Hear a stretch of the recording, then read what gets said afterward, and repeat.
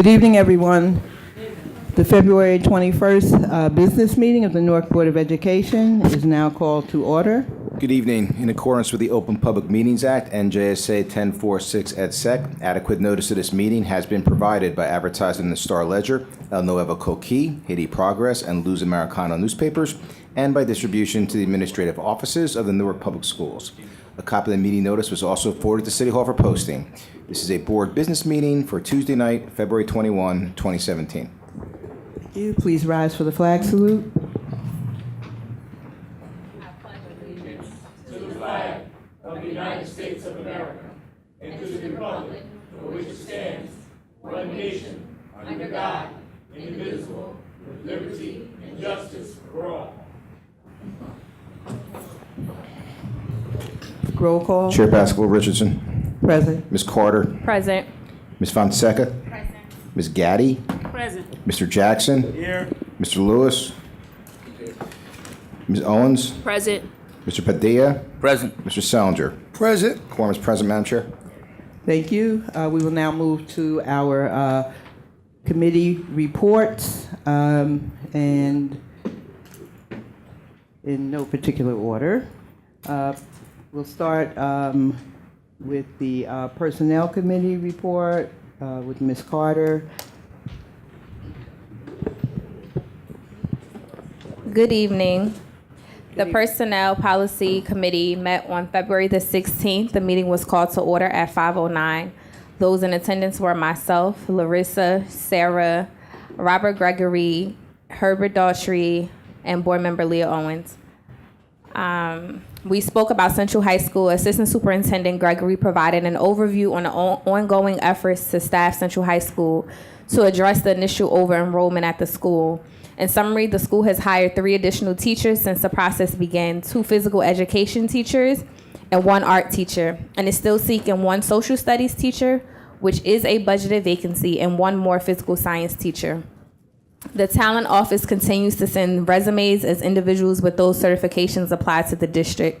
Assistant Superintendent Gregory stated that many of the class size issues have been resolved, with the exception of the science labs. Board Member Carter requested an update number on class sizes. Assistant Superintendent Gregory suggested that interested board members should be invited to the school site to conduct a walkthrough of classes and meet with the principal and himself. So if any board members are interested, you can feel free to send us an email. The Talent Office provided an update on the district's instructional vacancies. To date, as of the meeting, there were 51 current instructional vacancies across all 66 schools. This is the lowest number we've had since the Talent Office started tracking this information. We have also increased the onboarding and driving our recruitment push. The committee agreed that they would like to review the district's increase and recruitment efforts at the next meeting. The district also shared that there were 83 separations from the district since the last committee meeting.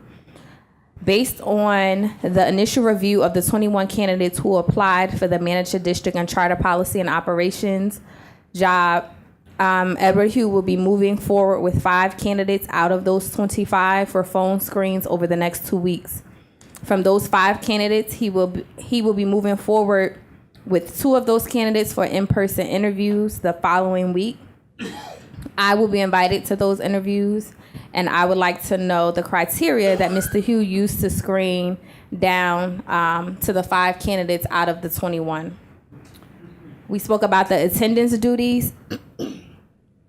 The attendance duties that are assigned at each school have been collected in a Google folder. Larissa stated that Dr. Sunrise Smith's team will be analyzing from a higher level of what roles are taking over the duties overall, and that will also include the CESs. At the meeting, the committee was provided with the attendance duties matrix for George Washington, Carver, and Hawthorne. Board Member Carter would like to have access to all so that I can review specifically for the community engagement specialists to see how they are utilized. If other board members would like that information, please let Brad Haggerty know so that he can give you access. There was a personnel transition update. Board Member Carter provided an update of the work of the personnel transition that has been underway in an ad hoc committee. The goal is to submit our transition plan for personnel's local control by March 31st at midnight to the state for review. The personnel transition committee consists of myself, Larissa, Tony, Amanda, and Deshawn. We meet weekly to ensure that the March 31st deadline is met. The deputy commissioners came from the New Jersey Department of Education to discuss what will be required in the state plan as provided by the statute. One of the main pieces of feedback was for actionable activities and timelines for training in each of the main areas of personnel, collective bargaining, compensation, and there were a list that we shared with the committee. The board would utilize the Personnel Policy Committee as a vehicle to discuss drafts and content of the plan before its submission. Upon submission, the state will review, but will not commit to a deadline in which they will get us back the approved transition plan. Once we receive the transition plan back from the state, we as a board then have to vote on that transition plan. The committee discussed potential timelines of training and retreats at a high level, knowing that we cannot know for sure until the state approves the transition plan. We also discussed a diagram that the state shared that shows the board oversees, what the superintendent oversees, and what are shared responsibilities of both the board and the superintendent. Board Member Owens requested that the dates that the board would meet regularly to review personnel transition plan prior to March 31st submission. New items discussed: teacher and school leader incentive fund. The group reviewed the resolution that the district intends to submit this federal grant.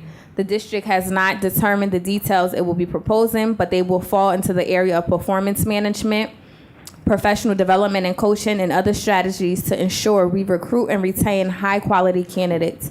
The grant requires the district to match the funding given. The district is exploring a partnership with the local university as a co-applicant of the grant. Board Member Owens would like the link to see the grant requirements. We spoke about the tenure charge process for inefficiency. Mr. Daughtry from the Talent Office provided an overview of the process for pursuing tenure charges for inefficiency, low-performing teachers as outlined by the State Teach New Jersey Act. This information was provided as an update as that board members will understand the general process that will go to the committee for vote once the transition plan is completed. Items for future discussion are: the committee agreed that the next month agenda should include a discussion of the recruitment plan, notification to families of qualifications of teachers, and the teacher and leader grant application. And the minutes were approved, and the meeting was adjourned at 6:30, I think. Thank you. You're Any welcome. questions for Ms. Carter?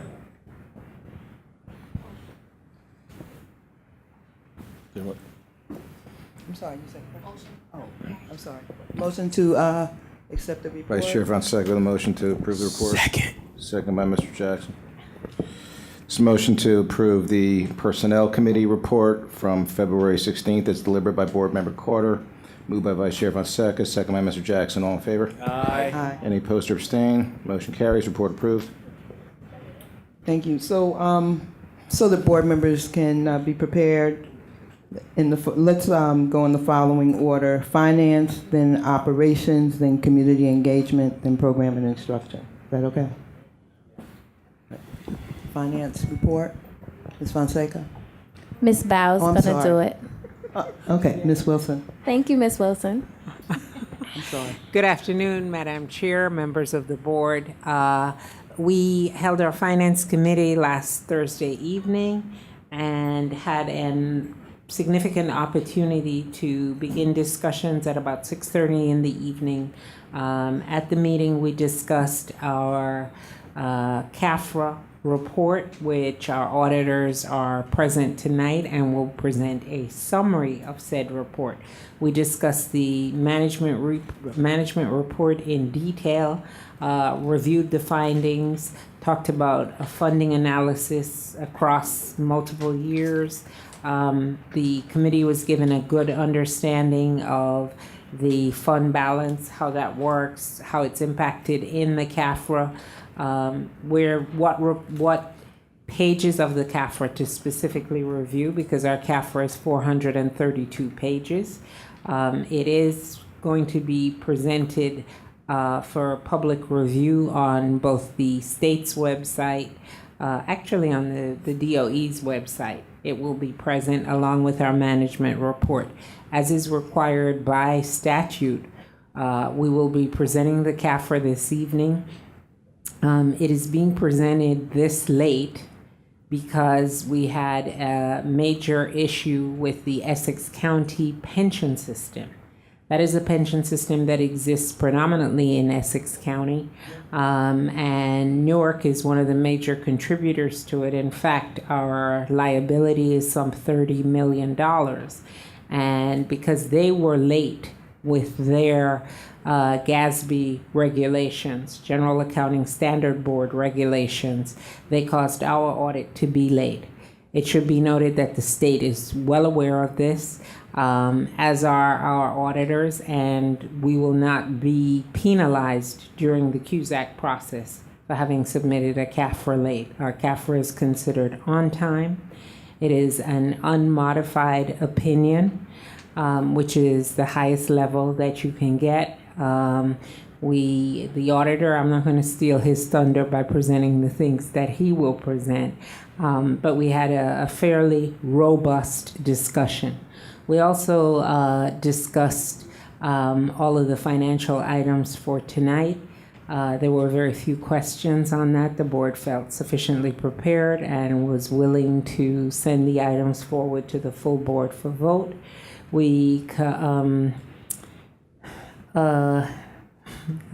thinking of the word.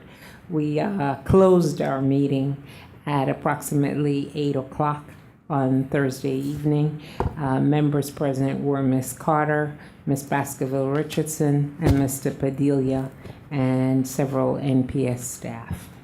That concludes my report.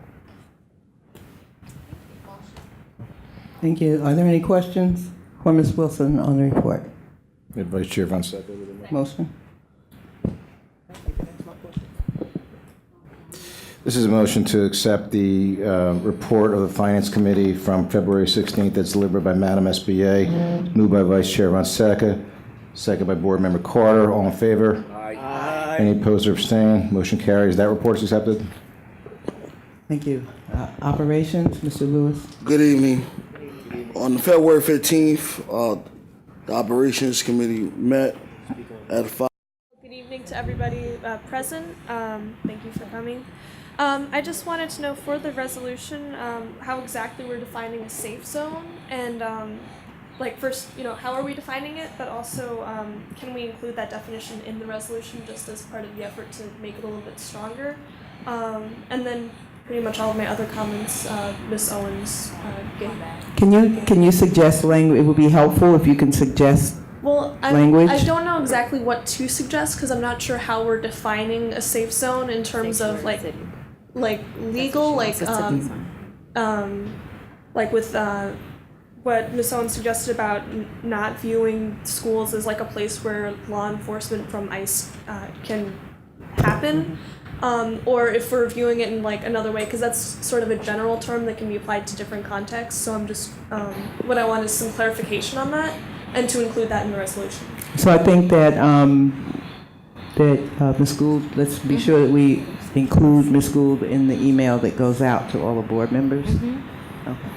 I'm sorry, Ms. Fonseca and then Mr. Lewis. Thank you, everyone, for all your comments. Just so that we're clear here, some of the revisions there were some revisions going back and forth in this between Ms. Tony and I, but anything you all sent over, just know that I'm going to send it to legal because I was told to be very sensitive from the last board meeting when they came to present the petition, because we have to be very careful on what we present and how we approach it. So just so you all know, I'm just making it clear now, so just in case there's some back and forth, whatever is sent over as far as like some of the language Ms. Owen stated, I'm going to send it over to legal just to make sure that we are allowed to incorporate it I have no issues putting anything in here. That's why I sent it out in advance, because I'm cool with what everyone said. I just wanted to make sure that this went out as soon as possible, coming from a family of immigrants, and I know what this challenge is like and how it's affecting my people specifically. So I do want to move forward with this, so I'm more than glad to accept that, but we just need to be very careful with the language, so I'm going to make sure that legal approves it before we put it out so that we don't have to pull this from the agenda. Yeah, so I think this is, this situation is a lot of why it, potentially it's a board resolution and not necessarily a board district resolution, but we certainly have no problem running it by legal. Mr. Lewis? Madam Chair, I just want to also recommend that we also look at a way to include Muslim families, Islamic families who are also being targeted by this president. I think that not only immigrants, but Muslim families as well are also a target when it comes to this president. So maybe we could look at a way to implement that sometime in the resolution in some way. It does make reference to religious beliefs. Anyone else? Did you have a comment, Mr. Jackson? Okay. Great job. Yes, Ms. Fonseca, thank you. Great job, Ms. Fonseca. Next item, item 7, review of agenda for public meeting. Board members, at this time, if you have any questions about our voting items for next Tuesday, this is the time to ask those questions on specific voting items. Mr. Jackson? You need a minute, Mr. Jackson?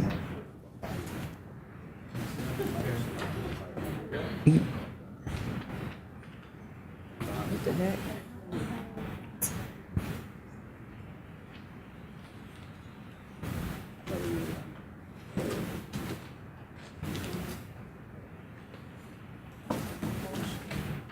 I think Mr. Jackson is trying to locate an item. Okay.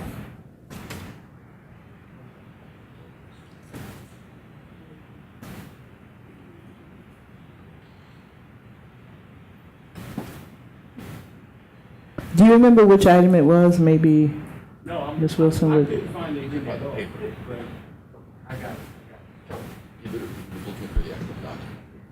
it. Okay, so you need to ask a question. No, I'm making sure everything is fine.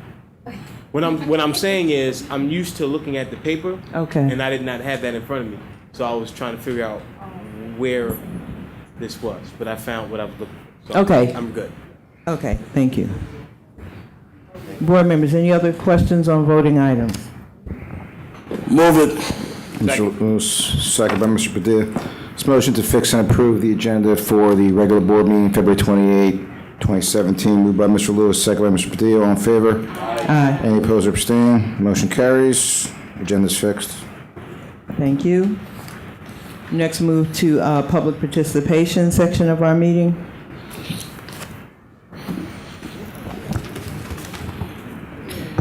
Good evening, ladies and gentlemen. This is the public participation portion of the meeting. Time limits for all speakers are enforced.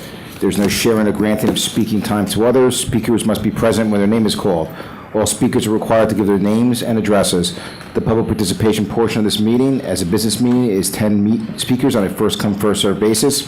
Examples of unacceptable behavior that are not permitted include but are not limited to naming district employees and engaging in personal attacks, slurs, excessive loudness, calling out, yelling, generally disruptive behavior, attempting to disrupt the meetings, or inciting others to do so. Public participation at board meetings is intended to allow individual members of the public the opportunity to address the board and administration on issues of public concern, not as a forum for two-way dialogue with board members or district officials. The superintendent or designee or Madam Chair may respond to questions either at the end of the session or responses may be provided at a later time. The superintendent or Madam Chair may interrupt any speaker or terminate any speaking privilege if the comments are disruptive or obscene. An individual may be cautioned a personally directed statement may be slanderous or or defaming any individual may be liable for his or her statements. Attempts to hijack or filibuster the proceedings, repeated interrupting or badgering the board chair or district officials, repetitive and truculent speech, or other disregard of the rules of decorum are not tolerated and may subject the individual or group to removal from the meeting. If necessary, the meeting may be adjourned. Thank you. First speaker, Yolanda Green.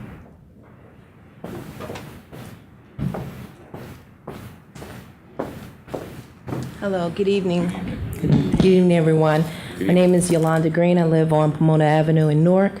I'm the president of the Arts High PTSO here in Newark, and I understand that role to be to advocate for all children. Unfortunately, tonight I have to advocate for my own son, who is a student at Arts High School.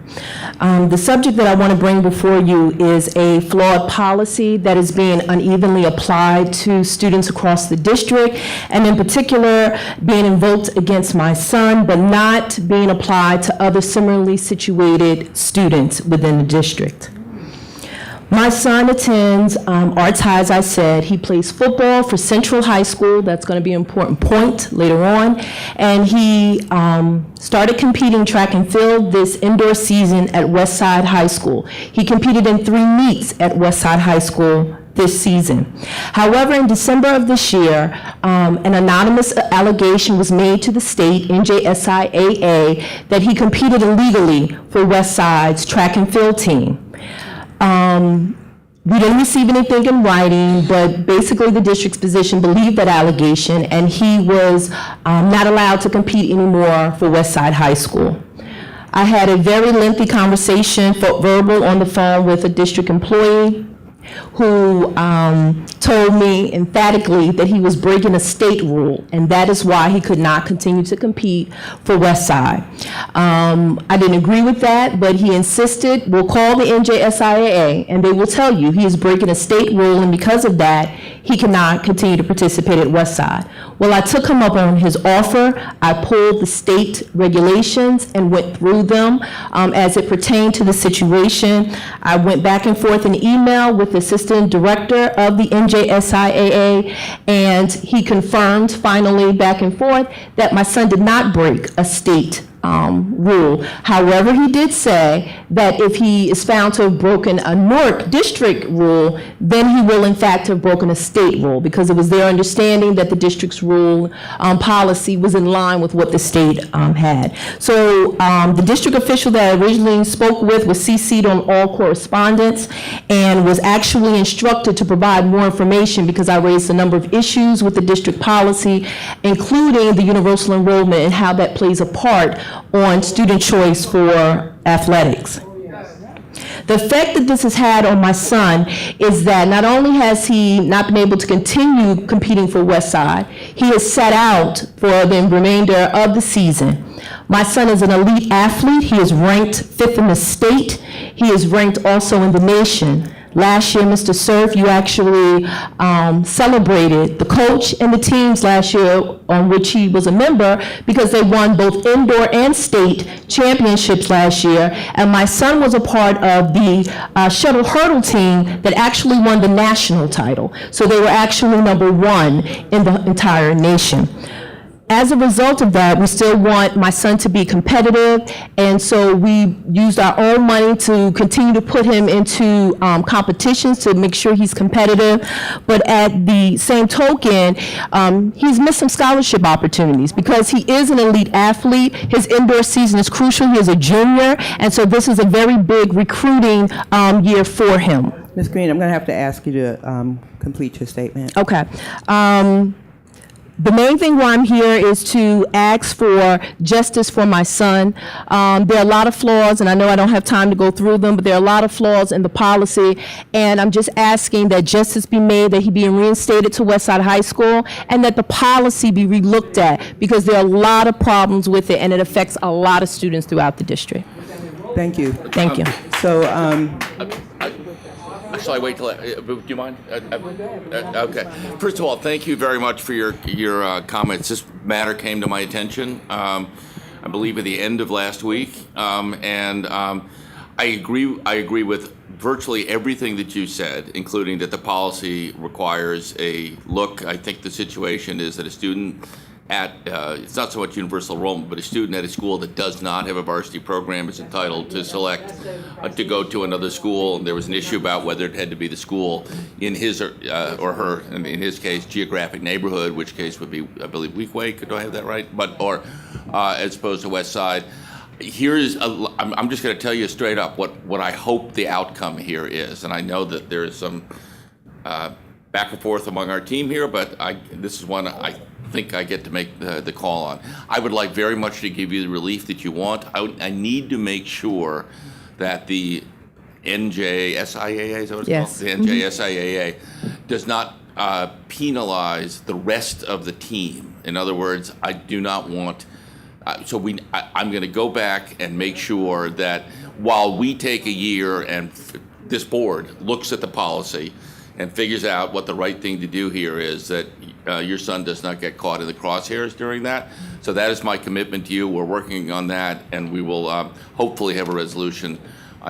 Hopefully have a resolution that you will like this week. But I've got to have one more confirmation from the state authorities that they're not going to sort of cause problems for any of the teams in question as a result of their. But you seem confident that they're going to be fine with this as long as it's not our policy that's the problem. Yes. Thank you for your advocacy. Thank you. Thank you. Before I call the other speakers, I just want to remind all board members and the superintendent that we're going to wait until all speakers before we respond to speakers. Thank you. Next speaker, Maureen Robinson. Greetings, Maureen Robinson, 428 Doyle Street, Elizabeth, New Jersey. I came tonight to express my profound appreciation to the Director of Special Education, can I say Carolyn Banana? Okay, for her untiring tenacity in helping me to attain books for my low-level readers. I had been begging for books and a reading program that would be beneficial to my first and second grade level reading students for 2 years. They're ninth graders. No one listened. When I reached out to Director Granado, she was the only administrator who kept her word. I now have all-level readers, and a Read 44 training session is scheduled for me and anyone else who wants to participate in it tomorrow, February 22nd, 2017. I would also like to thank Superintendent Cerf for expediting the movement of my books to Central High School.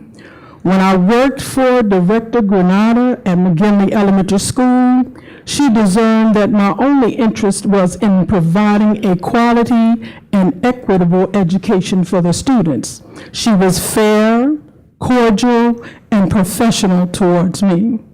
I'd also like to note that board member Leah Owens is the only board member who expressed concern about my interest in the Read 44 system. To clarify the record, Read 44 is not already at Central High School, as she reported. Somebody was in error. Training begins tomorrow, thanks to Ms. Robinson. That's me. Finally, special appreciation goes out to Assistant Superintendent Haggerty.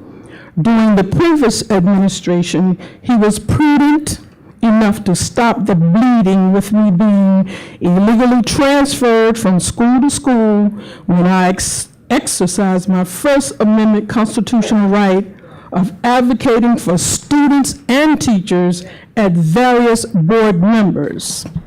Superintendent Cerf, you do have a few good women and men administrators in the district. Thank you. Next speaker. Oh, I'm sorry. Before I call the next speaker, I do want to recognize ex-board vice president, Ms. Shanique Spate, who's in the back.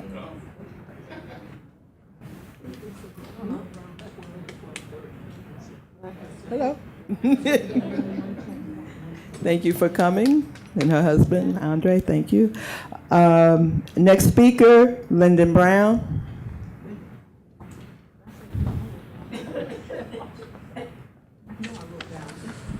Good evening, Lyndon Brown, 220 South 6th Street, Newark. First, I need to ask, does the district have a cell phone policy? I was quite disturbed about some of the incidents that have occurred recently across the district. And if there is a cell phone policy, we need to make sure that it's being enforced. The weather will be breaking soon, and it causes a lot of disruption in many of our schools because some students have cell phones in school and in class when they should not. I would also like an update on the evening school challenges. What issues and challenges have been resolved via Mr. Haggerty? What administrator has been assigned to the evening school site on a full-time basis? I did attend Mayor Baraka's community talk last week, and I was very disturbed to hear parents state that countless undocumented students are not attending school, have stopped attending at Barringer and Eastside for fear of deportation. Mayor Baraka did speak on it, but I felt that we needed to make sure that Newark Public Schools partners with community agencies like RCASA and other organizations to help bridge the gap with these families in these schools so that we can get these kids re-enrolled or enrolled if they haven't enrolled at all.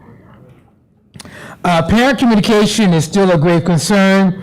I personally went to 15 schools for Parent-Teacher Conference Day last week. There were quite a few parents who did not speak any English, and there was no interpreters available for them. And I think we need to do a better job of making sure that our parent-teacher conferences are productive. A lot of the teachers that I spoke to with the parents said that the children would be able to interpret for their parents, but to have a second, third, fourth, fifth grade student try to articulate an adult conversation between a parent and a teacher is just lunacy. I also want to talk about the fact that when I went to some of the schools and I went to the parent-teacher conferences, I observed several parents who were in a rage. I mean, they literally attacked their children because they were so stunned and so shocked that their children had failed for the cycle.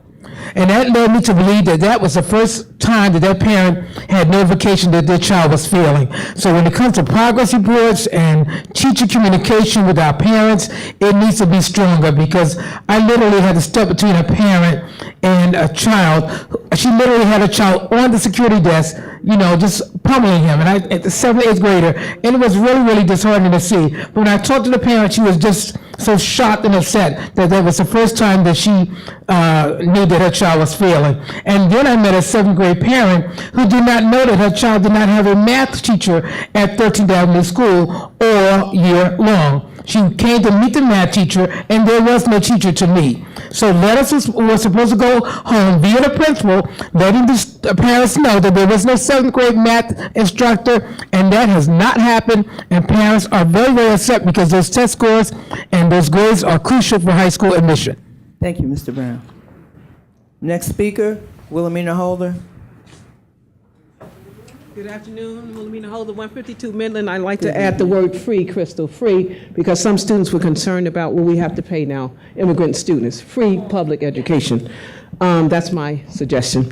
There are 4 things quickly. Number 1, to deny children the right to out-of-field learning experiences because, and death is not something we want, but because something could happen is unacceptable. We need to make sure we have the proper amount of chaperones who are trained. I myself took children to Virginia Beach yearly, rented 8 passenger vans, only have 3 children, but 15 other people belong somewhere else. So my husband and I had to sit up like most adults should do at night. He sat at one end of the hall and I sat at the other. And after 12 o'clock, no one got between us. We have to do the right thing. Stop denying them the right to an education, because field trips to water is the right to an education. We're denying the right to what? Oceanography, marine scientists, geology. I myself, a German student at Wheatgrave High School, went to Yorktown quite frequently with my class and had German restaurants, meals in German restaurants to practice German. My sister did it with Spanish. So let's be realistic about what we're doing here. We're not saying we want anybody to die, but if that's the case, children are shot on the way to and from school. Are we saying we're going to close the schools? Or are we going to solve the problem? So that's my take on that. Number two, the community school piece is something we dream of and advocate for, and I certainly hope we get that right, because $6.2 million has been spent circling money by this person to her friends. We have no evidence of anything that's going to show progress there, and it's supposed to be spent over a 3-year span, not 1 year. So I would really like to see the audit, because now funds have been frozen that could produce results, and we really need to look at that. And I think you will, because the Alliance is also pushing in that direction.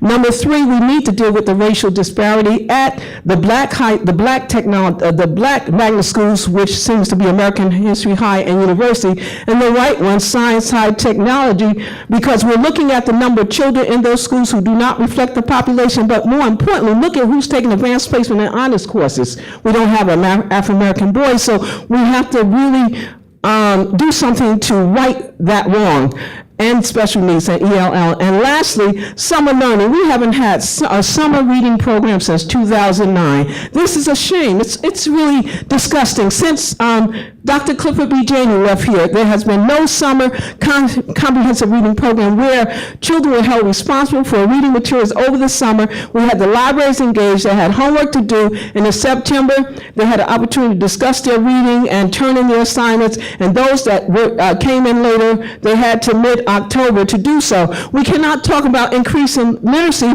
until we get that piece right. We can't have it school by school, decide which grade's going to do this and which grade's going to do that, which school's going to do this. We need to have a committee, as we did then, which I served on, I'll do it again, summer reading with educators and parents and community folks to talk about what that looks like and how we're going to make sure our children are literate. We cannot live in the age of false information, misinformation, and false alternative facts. We need to have a summer reading program. Thank you.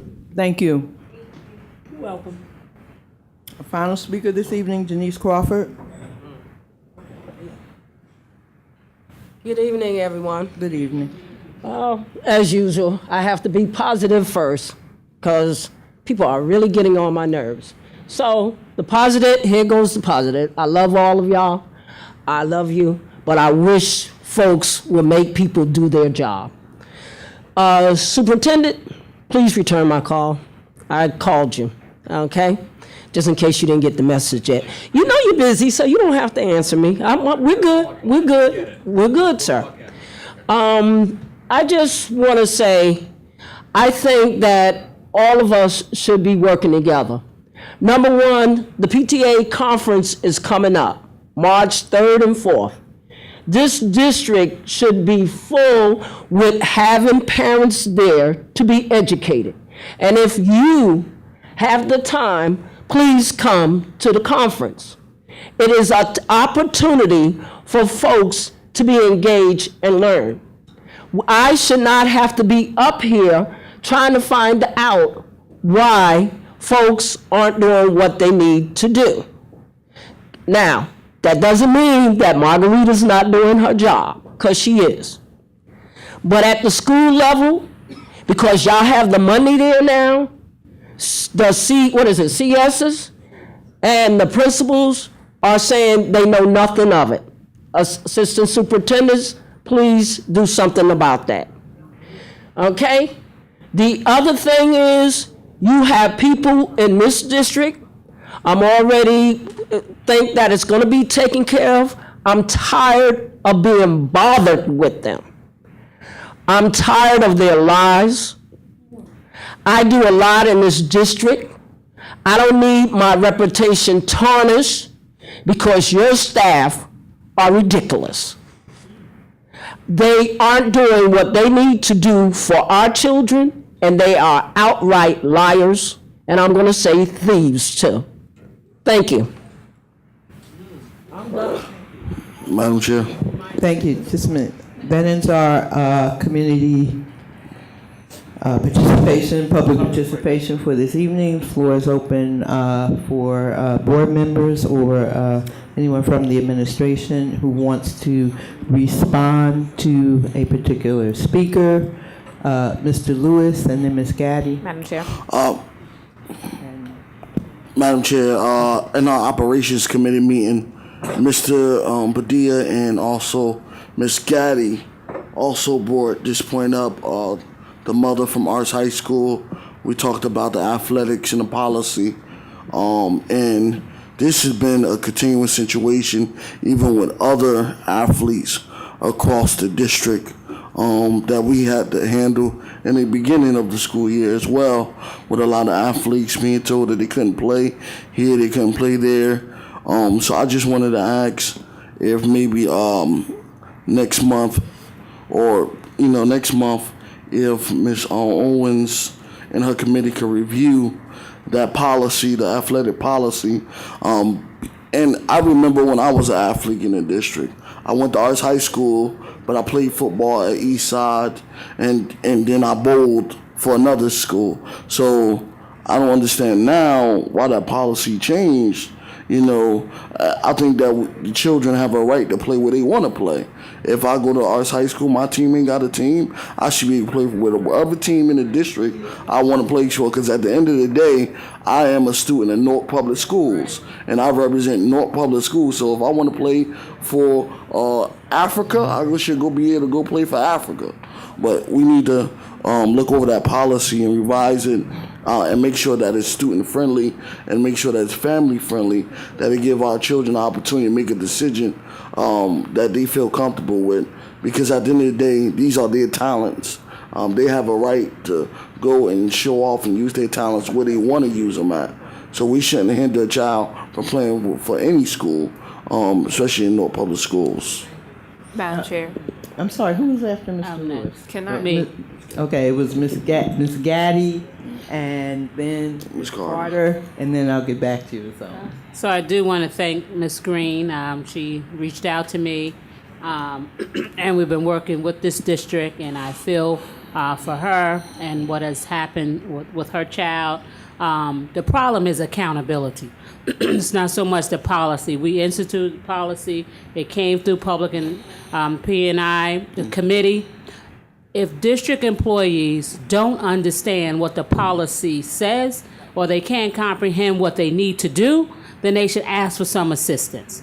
Our children should not be penalized by the policy that we instituted. Because if we can't vote on our policies and then govern ourselves accordingly, why are we sitting here as elected members of this board? So there was individuals, athletic directors, who I feel dropped the ball. There was other staff in different departments who dropped the ball. And then I also just want to say that even my interaction with legal, I wasn't pleased, but that's another conversation, with how certain things went down, because I was asked to participate by the parent, and even as a board member, I was isolated or not able to really participate in the manner that I wanted to, nor receive the information from the district, had to get it from the parent. So I just have to say it like it is. We need to get our act together, because at the end of the day, her son is penalized because adults are not doing what adults were responsible for doing and protecting a child of this district. And so I just want to say that it's not, again, so much our policy, because I read it. It's how that policy is interpreted. It's the process that happened after that. And so we just need to, as we move forward and whatever the outcome is for Ms. Green and her son, we need to make sure that this does not happen for any other children in the district.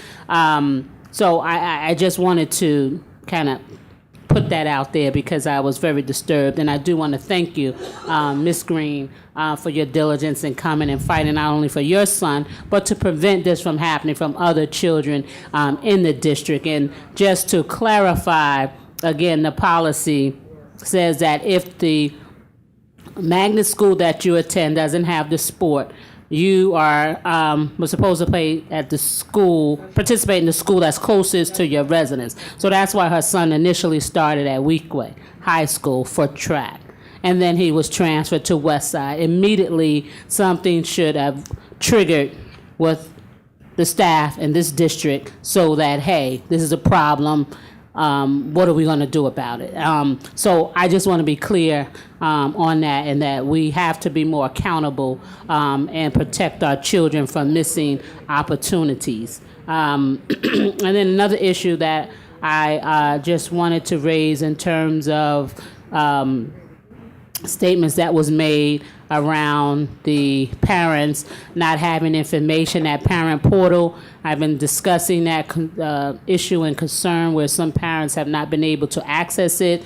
I don't know what the problem is, but every CES at the school supposed to be working with the parents to ensure that they know how to have access to that, so they would not come to a back to school night or the day where you receive your report cards and not know what your schedule is. I know at Arts High, I get 4 or 5 emails from my son's teachers even before I get to the parent portal. So we need to do better to ensure that our parents are receiving that information in an updated fashion. And if they are having difficulties, that's where we need to open up the computers in the schools so that we could assist those parents. And so those are just 2 of the points that I wanted to address.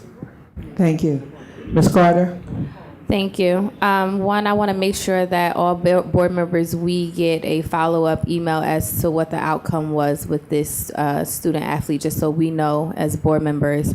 In terms of the parent portal, this is something that I think we've been hearing about for the last, I don't know, forever. And so I was just curious as to whether or not the district does training for parents to know how to navigate the system. And if not, suggest that's something that we do so that parents are not surprised.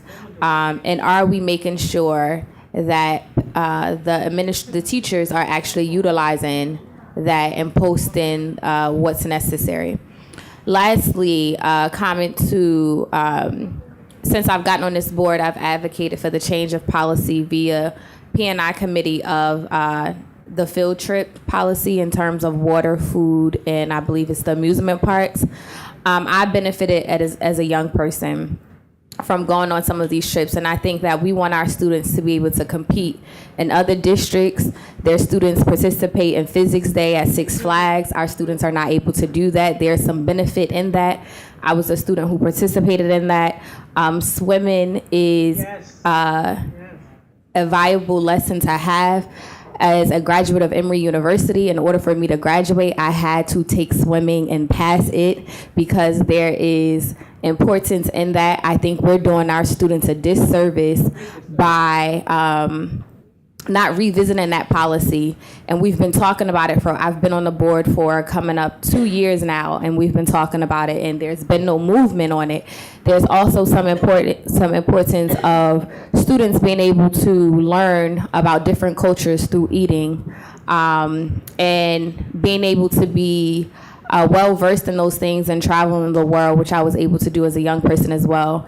So I think that it is all about supervision. A lot of times when I look at these trips for approval, we have many chaperones going. So it's about accountability and making sure they're responsible and doing what they're supposed to do. At the end of the day, we're supposed to put our children first, and we want them to be able to compete.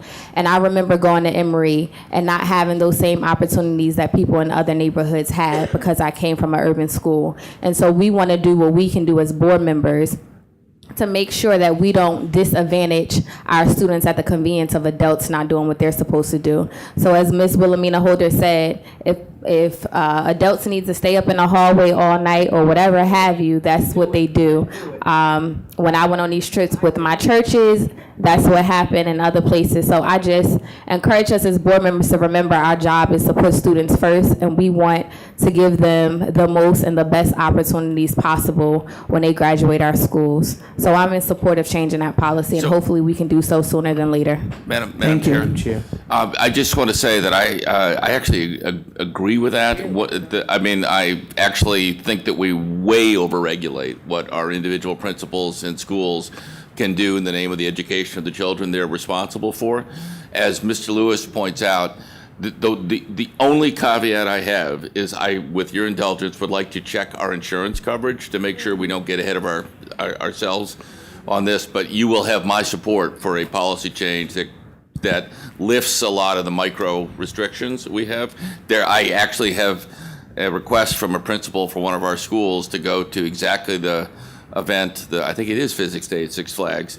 I really wanted to waive the policy, but I realized I actually was not empowered to do that.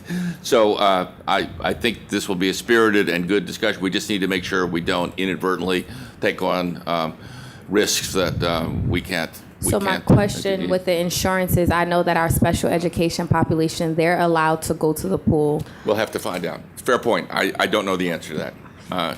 And I also want to say on this athletics situation, as it's very important to understand that I don't think that the policies at issue here they are actually organized around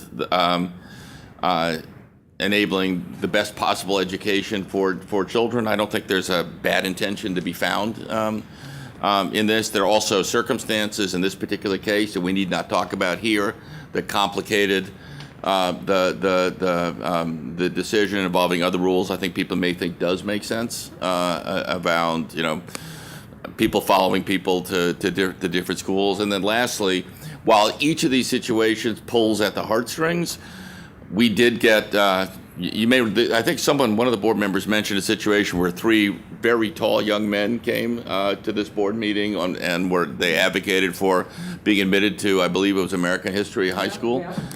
You may recall that I folded like a cheap tent, and it turns out that about 3 weeks later, they all transferred to a Catholic school. So we got them into America, and it was an attempt to build a basketball team that was presented in the guise of the educational benefit of the children. So while that is absolutely not what's going on here, I do think that our rules around athletics need to be evaluated in light of the educational futures of students. And we do not want to be a recruiting center where coaches are vying to put together the best teams they can and not really looking at the best interests of children. We need to be really careful that in the interest of empowering parents and children, we also don't cross that line.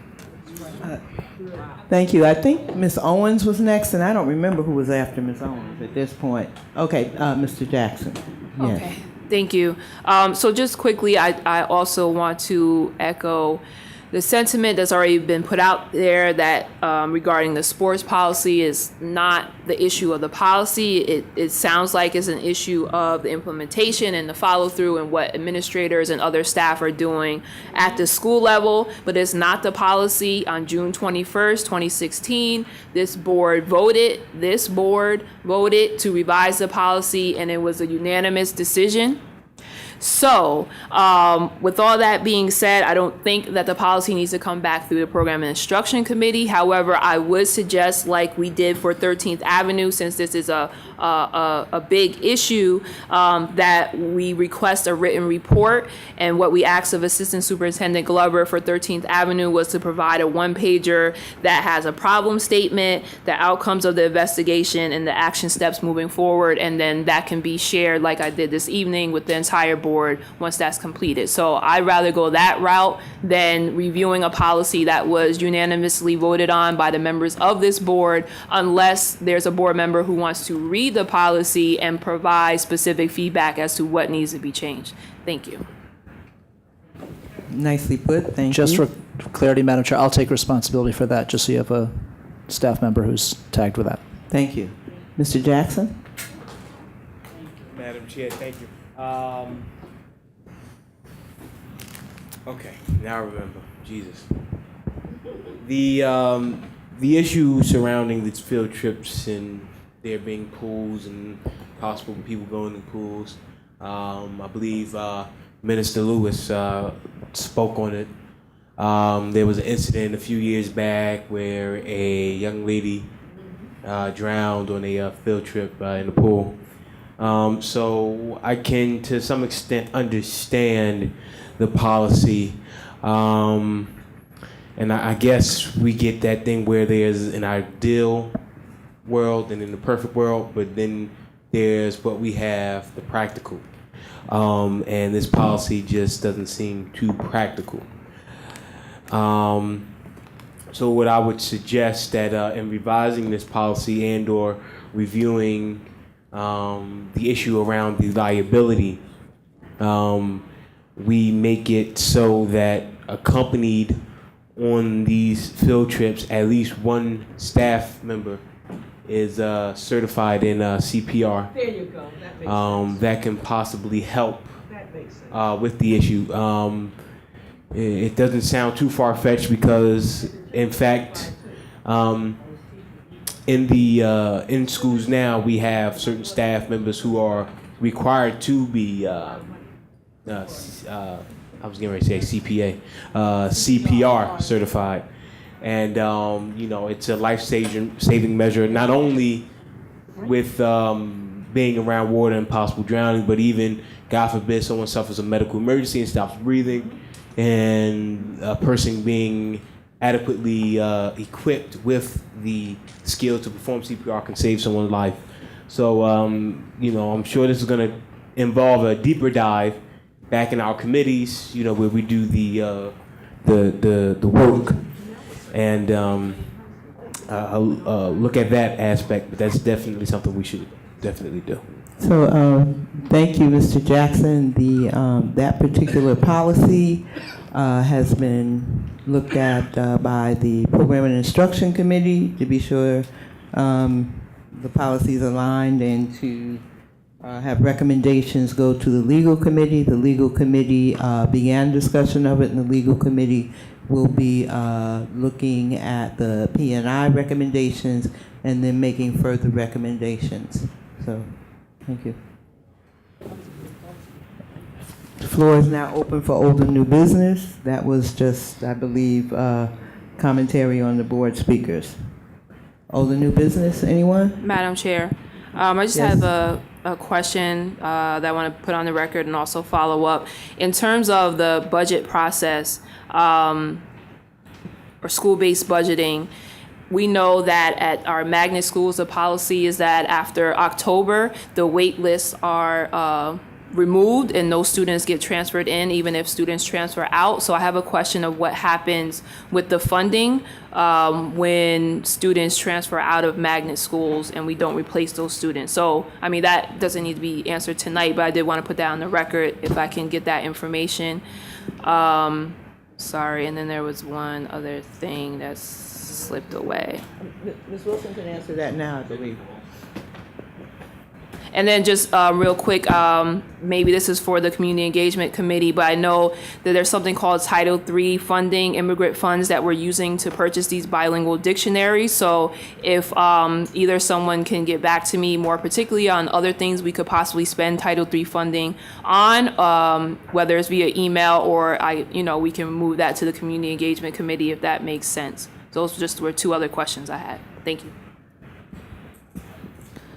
Ms. Owens, in terms of what happens to monies once magnet students transfer out, it is the same as it applies to all Newark public schools. Once a school budget is crafted, Fund 15 is locked for the year. The money remains in the schools. They cannot be transferred out. Those monies are either used within the school or at the end of the year. They fall to the bottom line to cover all schools that may have overspent in specific areas regarding supplies, materials, etc. Title III money has very specific requirements associated with what it can be spent on. I don't have all of that in front of me right now, but we'll be happy to share with you document that I have that was shared, I think, with the Finance Committee a couple of weeks ago regarding Title III.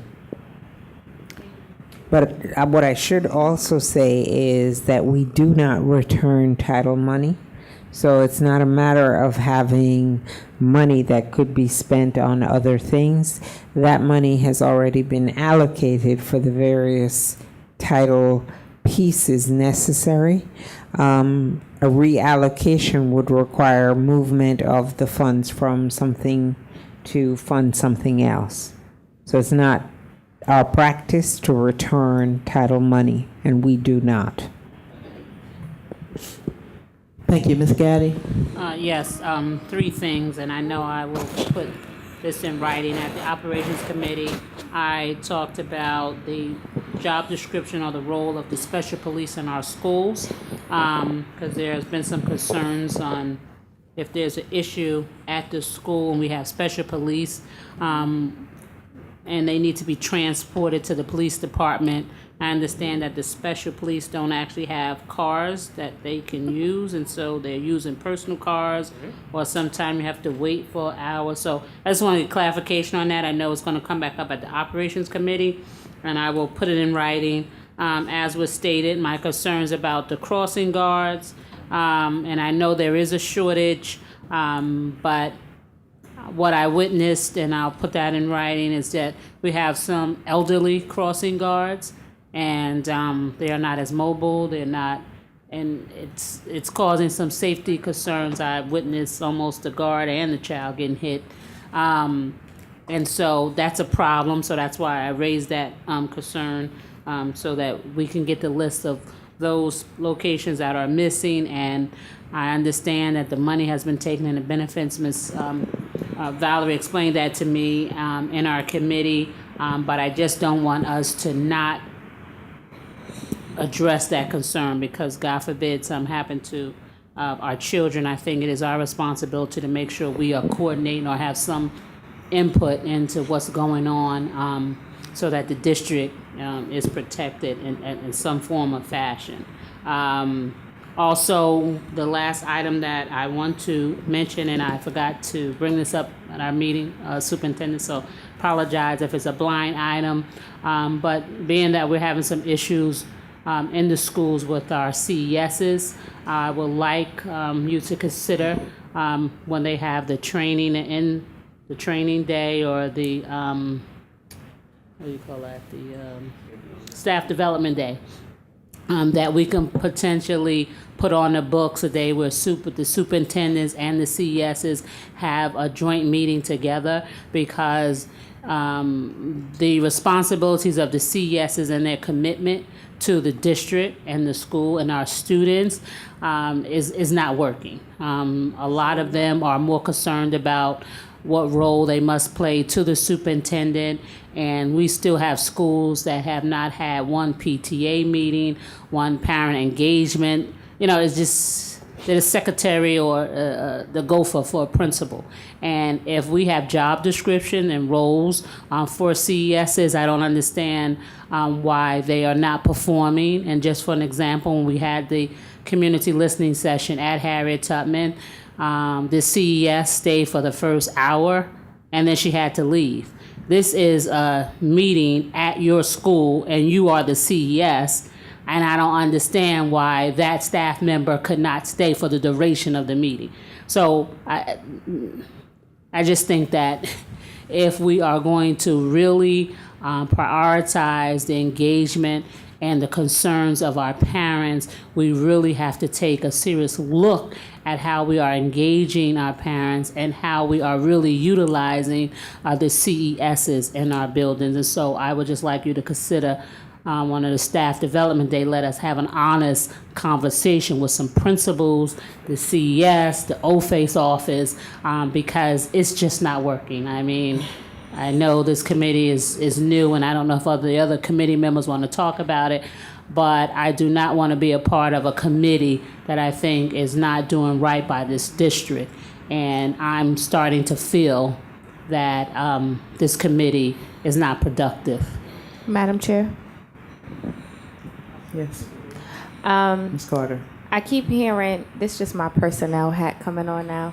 I keep hearing board members refer to the crossing guards and their age. I just want us to be careful and that we're not discriminating against them because of their age, but we focus on the ability of all crossing guards across the district and make sure that when we decide to talk about this issue, we're talking about whether or not they're doing the roles and responsibilities we need them to do.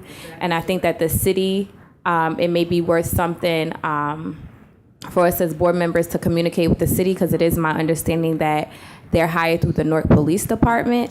But when we do that, be mindful we're not saying because of their age, they can't do X, Y, and Z, because that's just a big no-no. And so I heard it several times, and I had to say something about it. That's it. Madam, Right. Thank And you. I'm correct. Madam Chair. Mr. Lewis? I wanted to just touch on the topic, our homeless population, our homeless students. I wanted to know if the district, I know at one point we had someone who kept track, who was our homeless liaison, Mr. Muhammad, and he retired. And I know ever since he retired, I never heard no report on our homeless population. And as you drive down Washington Street, you'll see at the Covenant House a whole lot of our homeless high school students. And I just want to know, are we keeping track of those students? Are they enrolled in our schools? Who's responsible for that? Who is our liaison between the agencies like the Covenant House, YCS, Harmony House, and those different, houses that house homeless teenagers? Who is our person that's responsible for that? Mr. Lewis, I can take that question. We currently have 2 staff members who serve as liaisons to all the agencies and institutions you just mentioned.